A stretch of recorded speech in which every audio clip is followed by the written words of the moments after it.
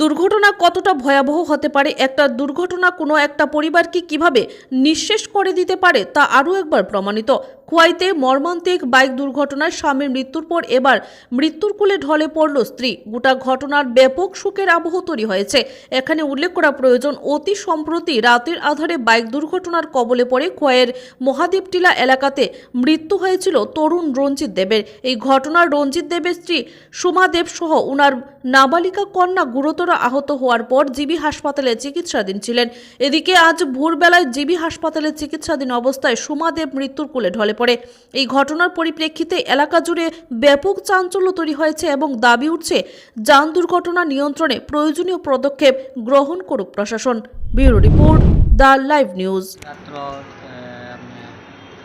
সাড়ে 12টার দিকে আমার 12:20 দিকে আমার নার্সে সিকিউরিটি গাড়ি রাখতেছে। আমি ডিসি ডাক্তার আমার পিছিয়ে শ্বাস প্রশ্বাস বন্ধ হয়ে গেছে, শরীরে কোনো রেসপন্স দিতেছে না। তাই নিয়ে খুবই সিরিয়াস অবস্থা। আমি 10 মিনিট পরে আমি একটা ইসিএস করতে গিয়ে ডাক্তার ইসিএস করতে গিয়ে আমি জানাইতেছি। আমি বলছি ম্যাডাম কি সে মারা গেছে, ওইটা বাধ্য দিতে পারো। ম্যাডাম বাড়ির সবাই বলতে হবে কিন্তু করে আমার এখানে মারা গেছে। ঘটনাটা কবে হয়েছিল? ঘটনাটা হয়েছে তো শুক্রবার রাত্রে 10:30। কোন জায়গাতে হয়েছিল, কিভাবে হয়েছিল? মহাদেব টিলা, এটা গাড়িয়ে বাইকে গাড়ি মারছে। তারা কোন জায়গাতে আইতেছিল? তারা মহাদেব টিলা মধ্যমন দিক থেকে বেলতুলি যাওয়ার উনার যে স্বামী, উনার কি ঘটনাস্থলে মৃত্যু হয়েছিল? ঘটনাস্থলে থেকে স্পটে। আর উনার কবে মৃত্যু হয়েছে? সোমা দাস যে উনার মৃত্যু হয়েছে আজকে ভোর সাড়ে 12:30। উনার সঙ্গে তো মেয়েও আসছিল।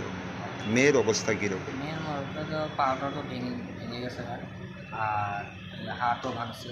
কোনো মোটামুটি সুস্থ আছে, কিন্তু কোনো ক্ষতি পাওয়া লাগাতে পারতেছে। দুর্ঘটনার পর এখন অবধি গাড়িটা আটক করা হয়েছে? কোন থানাতে আছে? খোয়াই থানা। আপনাদের পক্ষ থেকে কোনো মামলা করছে? মামলা হওয়া গাড়ির চালক যে আসলো, মানে এদের আটক করা হয়েছে? আমি তো মোবাইলে দেখলাম আটক করা হয়েছে। এই যে স্বামী স্ত্রী একলগে মৃত্যু, কি চান এখন? কোনো দুজন আমার দুই বাগ্নি আছে, তারা পরিস্থিতি জায়গা। স্বামীর নামটা কি আছে? রঞ্জিত দেব। আর মিসেজের নাম? সুমা দাস। আর মেয়েটার নাম? দেবশ্রী দেব। বাড়িটা কোন জায়গায়? বাইরে এসে খোয়াই বেলতুলি। উনি কি করতো এমনিতে? এমনিতে কাঠের কাজ করতো, নকশার কাজ। ছেলে মেয়ে কয়জন? এই যে দেবশ্রী যে ছোট না বড়? ছোট।